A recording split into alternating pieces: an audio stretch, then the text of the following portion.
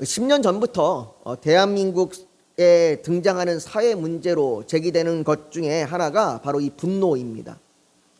2015년에 10년 전이죠. 2015년 대한정신건강의학회에 따르면 대한민국 성인 남녀의 50% 절반이 분노 조절 장애를 겪고 있고 10명 중에 1명은 치료가 필요할 정도까지 되었다라고 그렇게 발표했습니다. 그리고 이 통계는 10년이 지난 지금까지 계속 증가하고 있습니다. 감소되는 게 아니라 오히려 계속해서 증가하고 있습니다. 그래서 지금 우리가 살아가는 이 사회를 일명 분노 사회라고 부릅니다. 유독 다른 나라들보다 대한민국이 더 유독 분노에 지금 많이 빠져 있는 그런 사회인 것 같습니다. 왜 대한민국이 유독 이렇게 분노에 빠져서 이렇게 분노를 조절하지 못하고 그 분노를 폭발시키는 사회가 되었는가? 그 원인을 분석하는 여러 가지 요인들이 있는 여러 가지 지표들이 있는데 그 중에 대표적인 것이 이런 겁니다. 사람들이 점점 경쟁과 빠른 속도, 우리나라가 옛날부터 빨리빨리에 익숙한 문화잖아요. 그 빠른 속도의 문화 속에서 점점 예민해지고 날카로워졌다는 겁니다.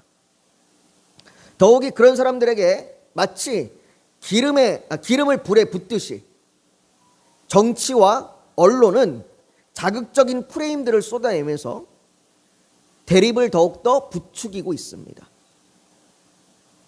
또한 경제적인 불평등으로 인해 사람들은 이 많이 가진 자와 적게 가진 자가 마치 계층이 나눠 있는 것처럼 행동합니다. 그래서 갑질을 행하기도 하고, 그리고 우리가 일명 부모 찬스라고 하는 그 부모의 덕으로 인하여 옳지 않은 방법으로 자신이 취할 이익을 취하는 이런 일들이 벌어집니다. 그로 인하여 사회적으로 사람들은 좌절감을 느끼고 감정적인 피로감이 쌓여갑니다. 그것이 분노로 나타나는 거죠.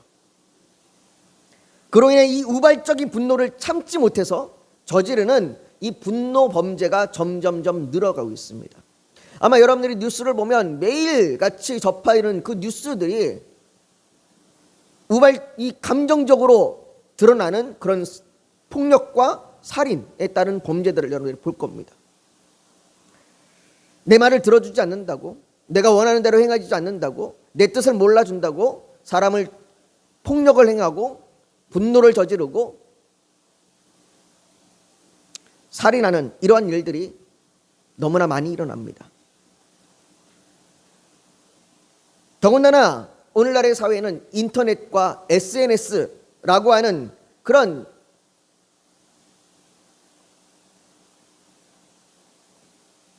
곳에 숨어서 익명성을 바탕으로 해서 자신의 분노를 쏟아내기도 합니다. 과거에는 분노를 내 안에 담아두었습니다. 분노를 내 안에 담아두고 이걸로 인해서 스트레스 받고 힘들어하고 답답해하고 불안해했습니다. 그래서 이런 것을 가지고 의학 용어로 화병이라고 그러죠. 화병. 그래서 옛날에 우리나라 사람들은 화병이 있었습니다.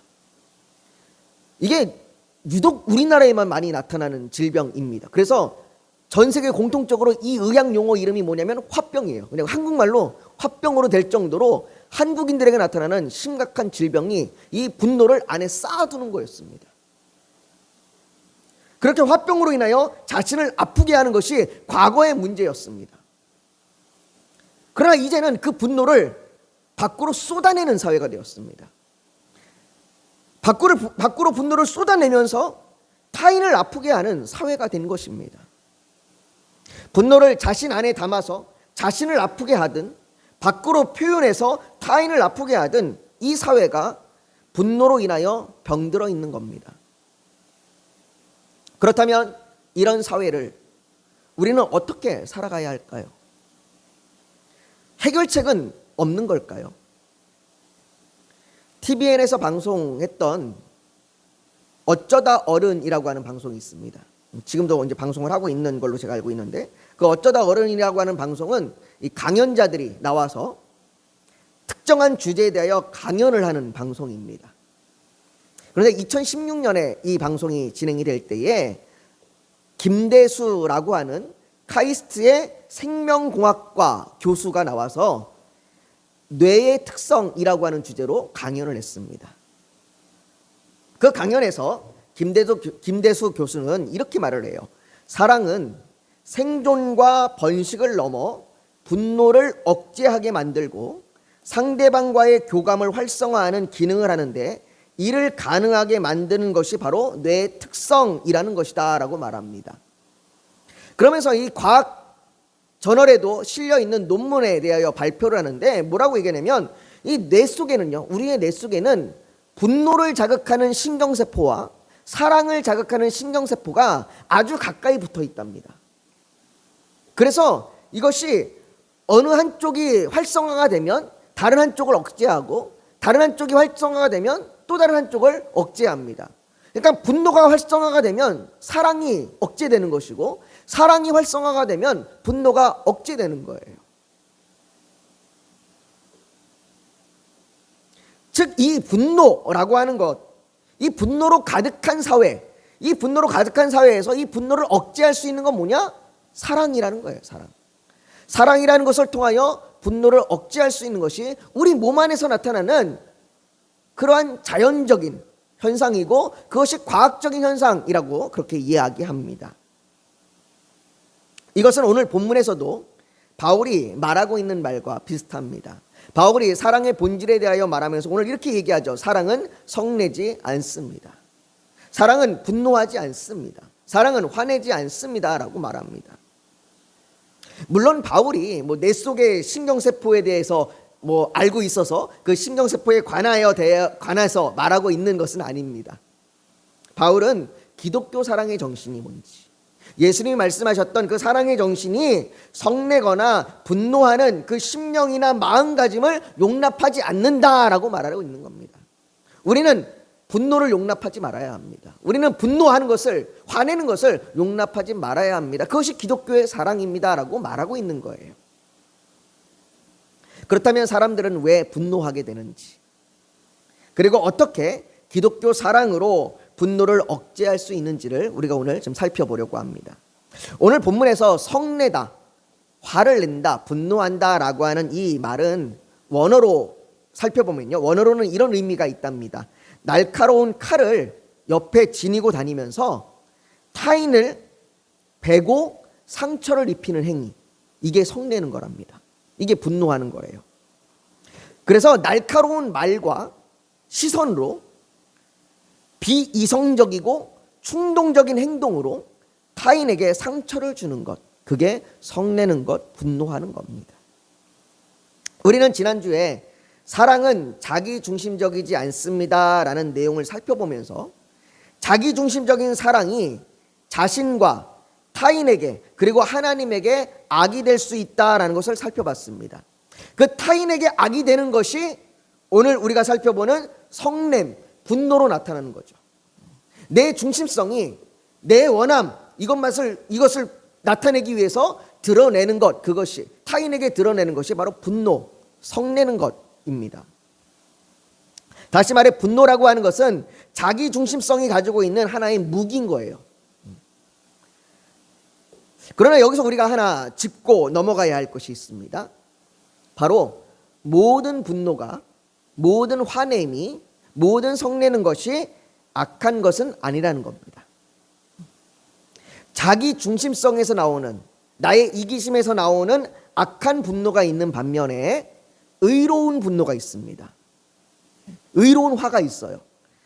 부모가 자녀가 악한 길로 가는 것을 막기 위해서 자녀에게 화를 낸다면 그것은 자녀에게 해를 끼치기 위한 것이 아니라 오히려 자녀가 올바른 길로 갈 수 있도록 그를 이끌어주는 그런 분노인 거죠. 이것은 악으로 나타나는 분노가 아니라 악을 반대하는 분노인 겁니다.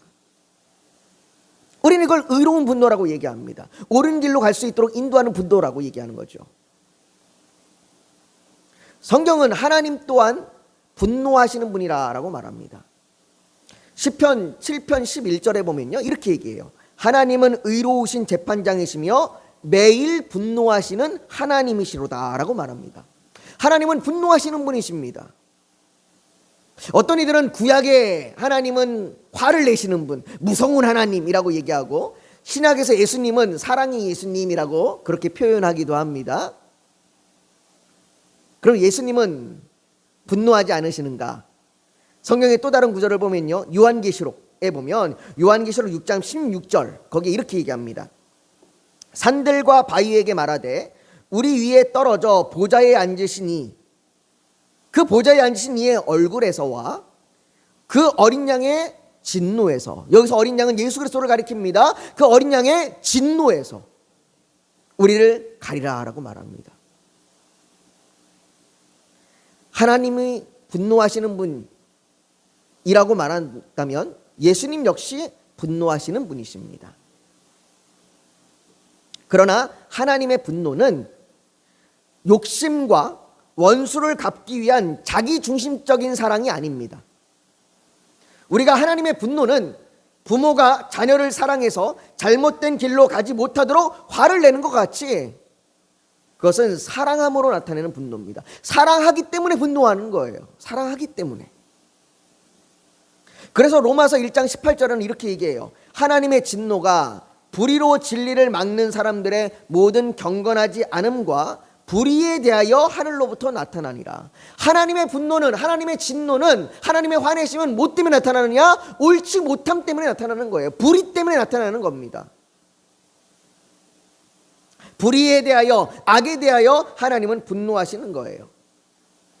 이런 의로운 분노는 하나님의 형상으로 지음받은 사람에게도 나타납니다. 하나님만 의로운 분노를 하는 것이 아니라 우리도 때로는 의로운 분노가 나타날 때도 있습니다. 자녀를 사랑함으로 악한 길로 가는 것을 막기 위해 화를 내는 부모의 분노가 그렇고, 그리고 노예제도나 학살, 이런 것과 같은 사회의 악에 대한 분노가 그렇습니다. 또한 하나님의 거룩하심이 훼손되는 것, 그것을 바라보면서 화를 내는 분노가 그렇습니다. 이처럼 사람은 옳지 못함에 대하여 분노할 수 있습니다. 아니, 오히려 그리스도인이라면 그래야 합니다. 그리스도인이라면 옳지 못함을 바라보면서 분노할 수 있어야 되고 화를 낼 수 있어야 합니다. 옳지 못함을 바라보면서 그냥 좋은 게 좋은 거라고 그냥 그렇게 넘어가서는 안 됩니다. 그리스도인은 옳지 못한 것, 정의롭지 못한 것에 대하여 화를 낼 수 있어야 합니다. 분노하는 것 자체가, 화를 내는 것 자체가 죄는 아닙니다. 우리가 얼마든지 분노할 수 있습니다. 얼마든지 화를 낼 수 있습니다. 화를 내는 감정이 잘못된 건 아닙니다. 화를 내는 것 자체가 죄가 아닙니다. 문제는 에베소서 4장 26절과 27절에 말을 하는데요, 이렇게 얘기합니다.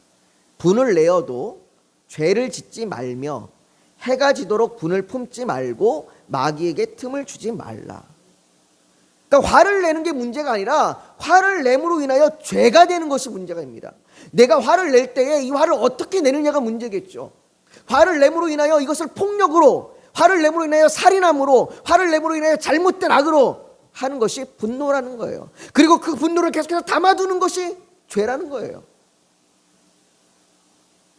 내가 분을 표출하면서 나타내는 그 말과 행동, 그 말과 행동을 마귀가 좋아할 만한 것이 되지 않도록 해야 한다는 거죠.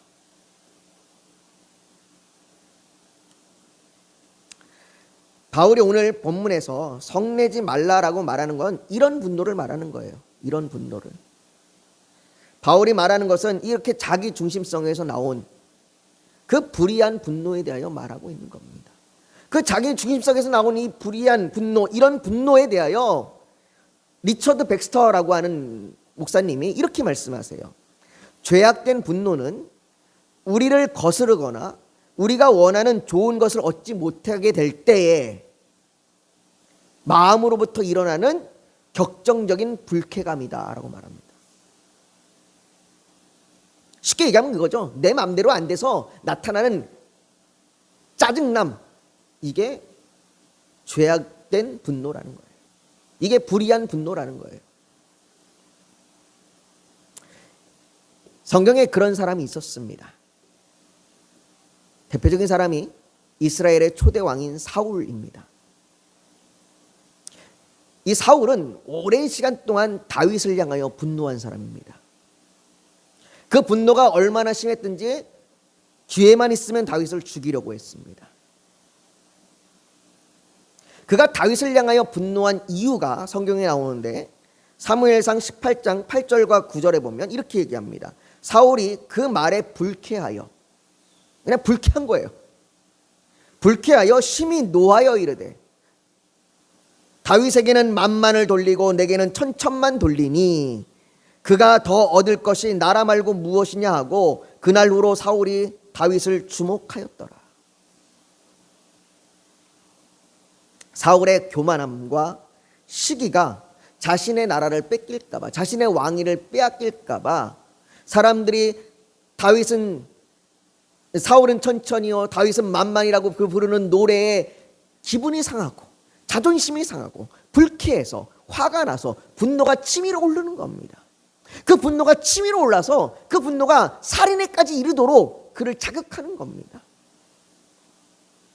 그렇게 분노를 쏟아내는 겁니다. 심지어 사울은요, 다윗을 지지하는 자신의 아들 요나단에게까지 분노를 쏟아내며 요나단을 향하여서도 창을 던집니다. 그때 사울이 요나단에게 화를 내면서 이렇게 말을 합니다. 이새의 아들이 땅에 사는 동안은 너와 내 나라가 든든히 서지 못하리라. 그런즉 이제 사람을 보내어 그를 내게로 끌어오라. 그는 죽어야 할 자이니라. 사울에게는요, 다윗을 지지하는 요나단이 어리석어 보이는 거예요. 다윗이 있으면 요나단은 왕위를 얻지 못할 겁니다. 그런데도 요나단이 다윗을 지지하는 것을 보니 얼마나 어리석은 것입니까? 자신의 가문이 왕위를 이어가야 되는데 아들이 멍청하게 그걸 뺏기고 있는 거예요. 그래 얼마나 멍청해 보이겠고 화가 나는 거예요. 자신의 왕국을 지키기는커녕 그대로 넘겨줘도 좋다고, 아니 다윗이 가져가는 게 마땅하다고 그렇게 말하는 것을 보면서 화가 나는 거죠. 분노가 치밀어 오르는 겁니다. 여러분, 이게 불의한 분노가 가지는 관심입니다. 불의한 분노는 뭐에 관심을 갖냐? 자신의 왕국에 관심을 갖는 거예요. 자신의 왕국이 빼앗길까봐, 내가 가진 것이 빼앗길까봐, 내가 가진 것을 잃어버릴까봐 화를 내는 겁니다. 내 기분이 나쁘고 내 감정이 상하며 내 뜻대로 내 맘대로 되지 않아서 충동적이고 비이성적이며 이기적으로 화를 내는 겁니다. 이건 마치 어린아이의 모습과 같아요. 근데 어린아이 보세요. 어린아이들이 내 뜻대로 내 맘대로 안 되면 어떻게 해요? 막 짜증내고 화내잖아요. 아주 작은 일에도, 아주 사소한 일에도 자기 뜻대로 되지 않으면 화를 냅니다. 그러니까 어린아이들은 오직 관심이 뭐가 있어요? 나에게 있는 거예요. 나에게. 내 왕국, 내 것에 있는 겁니다. 그로 인해서 나타나는 그 짜증과 화가 다 옳지 못한 불의한 그러한 진노인 거죠. 불의한 화인 거예요. 그러나 그 아이가 자라면요, 그 아이가 자라면서 부모를 통해서 사랑의 관계를 배우게 됩니다. 사랑이 어떻게 되는 건지, 어떻게 사랑하는 행위가 되는 건지, 그래서 나눠주는 것도 배우고 함께 더불어 있는 것도 배우고 이해하는 것도 배우고 용서하는 것도 배우죠. 그 사랑의 관계를 통해서 자기 중심으로 살던 아이가 타인과의 관계 중심에서 무엇이 상호 간에 옳은 것인지를 배우게 됩니다. 이렇듯 불의한 분노는 자기 중심적이지만 의로운 분노는 타인과의 관계, 특별히 하나님과의 관계를 중요하게 여기는 겁니다. 그래서 내 왕국이 빼앗길까 봐 분노하는 그 사울의 모습이 불의한 분노라면 사무엘상 20장 34절에는 요나단이 사울 왕, 자기 아버지에게 이렇게 얘기합니다. 심히 노하여, 요나단이 노했답니다. 화났답니다. 심히 노하여 식탁에서 떠나고 그 달의 둘째 날에는 먹지 아니하였으니 이는 그의 아버지가 다윗을 욕되게 하였으므로 다윗을 위하여 슬퍼함이었더라. 요나단도 화를 내는데 왜 화를 내느냐? 다윗을 인정하지 않는 아버지를 보면서 화를 내는 겁니다. 왜요? 요나단은 다윗이 하나님께서 세우시는 이 나라에 하나님이 세우시는 왕이라는 것을 인정하고 있는 거예요. 그 하나님이 세우시는 왕을 거절하는 아버지를 보면서 분노하고 있는 겁니다. 자기의 욕심 때문에 분노하고 있는 것이 아니라 하나님의 뜻을 거절하고 있는 그 사울 왕을 보며 분노하고 있는 거예요. 하나님의 뜻을 거절하기에 분노하고 있는 것이고 하나님의 뜻을 받아들이지 않기에 화를 내고 있는 겁니다. 그래서 사울의 분노가 불의한 분노라면 요나단의 분노는 의로운 분노인 겁니다. 그렇다면 우리는 우리 자신을 좀 돌아봐야 합니다. 우리는 무엇에 분노하고 있는가? 우리는 우리에게 주어진 상황에 분노하고 있습니까? 나는 왜 이렇게 가난한지, 나는 왜 이렇게 병들었는지, 나는 왜 이런 부모에게서 태어났는가, 어떻게 이런 자녀가 태어났는가, 왜 내 인생은 이렇게 재수가 없는가, 왜 일이 하는 일마다 되는 것이 아무것도 없는가, 이런 우리가 겪고 있는 상황에 대하여 분노하고 있습니까? 민수기 14장 27절에 보면 그렇게 주어진 상황에서 원망하면서 화를 내는 이스라엘 백성들에게 이렇게 얘기합니다. 나를 원망하는 이 악한 회중에게 내가 어느 때까지 참으랴. 이스라엘 자손이 나를 향하여 원망하는 말을 내가 들었노라. 하나님은 그 주어진 상황에 원망하고 분노하는 이스라엘을 향하여 뭐라고 얘기하시냐면 너희가 상황에 분노하는 것이 아니라 나를 향하여 분노하고 있는 거다라고 말하고 있습니다. 왜요? 그 주어진 상황을 주신 분이 누구니까요? 하나님이시니까. 하나님 왜 내게 이런 상황을 주십니까? 하나님 왜 내게 이런 처지를 주십니까? 그렇게 분노하고 있다고 말하고 있는 겁니다. 그러니 우리가 주어진 상황에 내 여건에 분노하고 있다면 우리는 하나님의 선하심과 사랑하심을 믿지 못하는 겁니다. 우리가 하나님의 선하심과 사랑하심을 믿는다면 이것이 주어진 상황에 분노할 것이 아니라 오히려 기독교적인 사랑을, 그것을 분노하는 것을 반대해야 합니다. 하나님의 그 사랑하심 가운데 우리가 있음을 우리는 믿고 분노함을 반대해야 합니다. 또한 사소한 일 하나하나에 분노하고 있는지 돌아봐야 합니다. 다른 사람의 작은 잘못에도 발끈하며 분노하고 있지는 않은지 돌아봐야 합니다. 우리 대부분의 분노가 그래요. 지나보면 아무것도 아니에요. 지나보면 다 후회할 것들이에요. 그런데 그 사람의 그냥 말 한마디에, 그 사람의 행동 하나하나에, 그 사람이 그냥 아무런 의도도 없이 한 그런 작은 것에 우리는 때로는 분노할 때가 있습니다.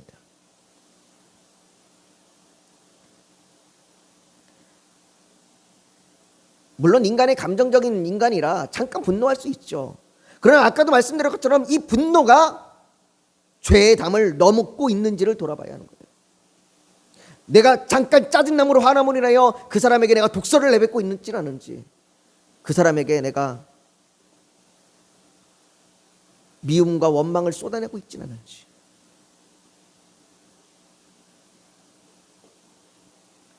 그리고 그 분노가 지속되고 있지는 않은지 돌아봐야 합니다.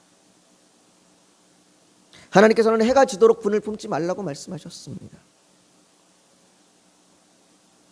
분노하지 말라고 말하는 것이 아니라 때로는 분노할 수 있지만 그 분노를 오랫동안 갖고 있지 말라는 거예요. 그것은 자기 자신에게도 유익이 되지 않습니다. 마지막으로 분노를 정당화하지 말아야 합니다. 내가 분노를 정당화하고 있는지를 돌아봐야 합니다. 무슨 말입니까? 불의한 분노를 마치 의로운 분노인 것처럼 그렇게 스스로 속이지 말아야 한다는 거예요. 많은 사람들이 자신의 분노는 무슨 대의에 대한 분노인 것처럼 그렇게 포장하는 경우가 얼마나 많은지 몰라요. 그러나 조금만 들춰보고 조금만 그 속을 파헤쳐보면 그 분노들이 다 자기 욕심 때문에 나오는 거예요. 자기 욕심 때문에 분노하는 거면서 마치 대의인 것처럼 포장하는 그런 일들이 얼마나 많은지 몰라요. 그러면서 그 분노를 정당화합니다.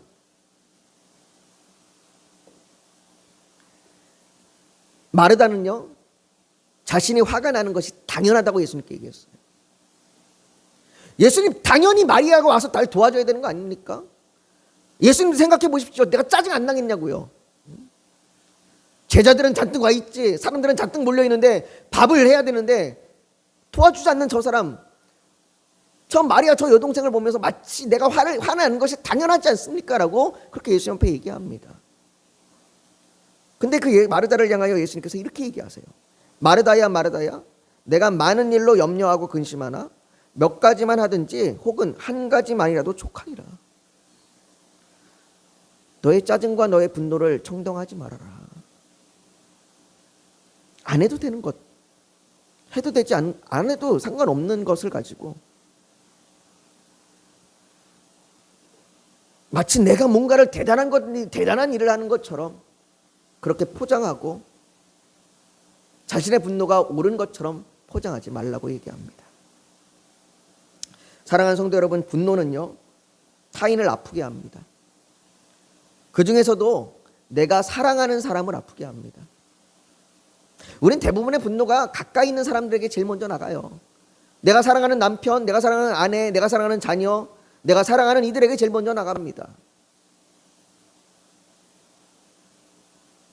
그리고 그 사랑하는 사람에게 나가는 그 분노는요, 그들을 잘못된 길로 때로는 인도하기도 합니다.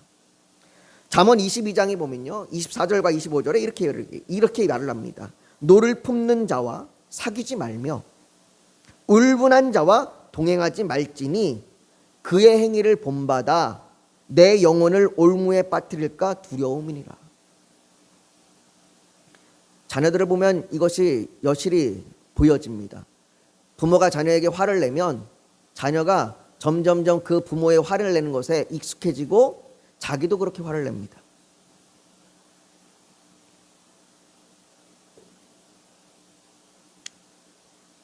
결국 나의 분노는 내가 가장 사랑하는 사람을 잘못된 길로 인도하게 되는 거예요. 또한 분노는 타인을 아프게 할 뿐만 아니라 자신도 병들게 합니다. 그래서 하나님과의 관계를 빼앗습니다. 바울은 디모데전서 2장 8절에 이렇게 말을 합니다. 그러므로 각 처에서 남자들이 분노와 다툼이 없이 거룩한 손을 들어 기도하기를 원하노라. 하나님께 기도할 때에 우리 안에 분노를 없애랍니다. 분노를 가지고 기도하지 말라고 얘기합니다. 그 분노가 하나님과 나의 기도를 막고 있다라고 얘기를 해요. 그러니 우리는 분노를 버려야 합니다. 이건 해도 되고 안 해도 되고, 해도 그만 안 해도 그만, 이런 게 아니에요. 그리스도인에게 분노를 버리는 건요, 의무입니다. 바울은 골로새서 3장 8절에 이제는 너희가 이 모든 것을 벗어버리라. 어떤 걸 벗어버리라고 얘기하냐면 이렇게 얘기합니다. 곧 분함과 노여움과 악의와 비방과 너의 입에 부끄러운 말이라 라고 말합니다. 바울은 이것을 벗어버리라고 말합니다. 그렇다면 어떻게 버릴 수 있습니까? 어떻게 우리가 이것을 벗어버릴 수 있습니까? 불의한 분노의 뿌리, 그 뿌리를 들여다봐야 합니다. 그 불의한 분노의 뿌리는 내가 섬김을 받고자 하는 욕망, 하나님이 되고자 하는 욕망, 내가 중심이 되고자 하는 욕망, 당신이 가장 중요한 사람이 되고자 하는 그 욕망입니다. 이 욕망으로부터 시작하여 분노가 솟아나는 겁니다. 그래서 우리는 이 욕망을 버릴 수 있도록 우리가 하나님 앞에, 하나님, 우리가 이 욕망으로 채워지는 인생들이 아니라 하나님의 사랑으로, 하나님의 은혜로 채워지는 인생이 되어야 합니다라고 고백해야 합니다. 사랑하는 성도 여러분, 하나님께서는요, 우리가 사랑의 본질을 바로 깨달음으로 우리 안에 이 뿌리를 보기를 원하시는 거예요. 네 안에 이 뿌리가 있지 않느냐, 네 안에 이 욕망이 있지 않느냐, 너의 왕국을 세우려고 하는 사울과 같은 그 욕망이 너희 안에 있지 않느냐, 그것이 분노로 쏟아지지 않느냐, 그러니 너희가 그 분노를 버리고 사랑하라라고 말하고 있는 겁니다. 우리는 그 뿌리를 회개하고 하나님 앞에 나아가야 합니다. 그렇게 하나님 앞에 나아갈 때 하나님께서 무한하신 사랑과 성령의 은혜로 우리가 분노를 벗어버리고 사랑으로 살도록 인도해 주실 것입니다. 오늘 저와 여러분들께 이 은혜가 풍성하게 임하시기를 예수님의 이름으로 축복합니다. 우리 지금 오늘 말씀을 좀 기억하면서 같이 좀 기도했으면 좋겠습니다. 여러분들이 무엇을 향하여 분노하고 있습니까? 무엇을 쏟아내고 있습니까? 하나님, 우리가 분노하지 않도록, 우리가 분노가 아닌 하나님의 사랑으로 우리가 가득 채워질 수 있도록 우리에게 성령의 은혜로 채워주시옵소서. 우리 주여 한번 부르짖고 간절히 기도하며 나아가길 원합니다. 같이 기도합니다. 거룩하신 아버지 하나님, 우리가 의로운 분노를 쏟아내며 살아가게 하여 주시옵소서. 아버지, 우리의 감정에 휩쓸려서 내 뜻대로 내 맘대로 되지 않는다고 짜증내고 불쾌하고 화가 난다고 그 분노를 쏟아내며 폭력으로 상처를 주며 아픔을 주며 살아가지 않게 하여 주시옵소서. 우리가 올바른 일에 분노하며 올바른 일에 화를 내며 하나님의 뜻과 정의를 위하여 살아가는 자들 되게 하여 주시옵소서.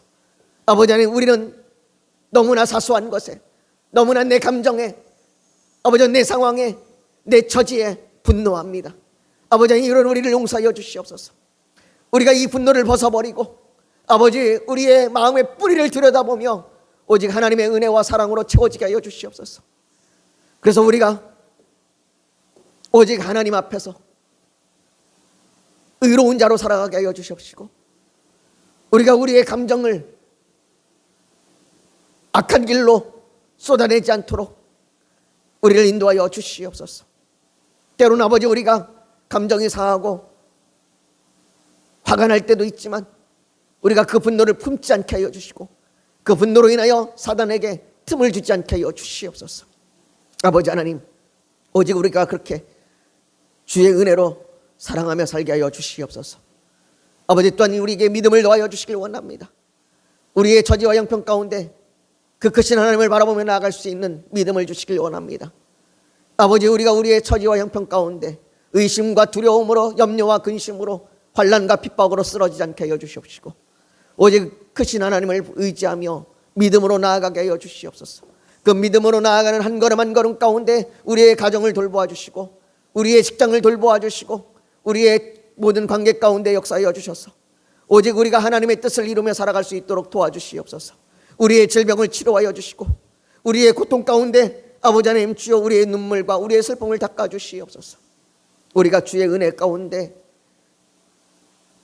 오직 기쁨과 즐거움으로 살아갈 수 있도록, 우리가 평안함으로 살아갈 수 있도록 우리를 붙들어 주시옵소서. 그 하나님의 은혜가 오늘 이 저녁에 우리 가운데 임하게 하여 주시고 우리를 인도하여 주시고 붙들어 주시옵소서. 모든 것 주 앞에 올려드리며 예수님의 이름으로 기도하옵나이다.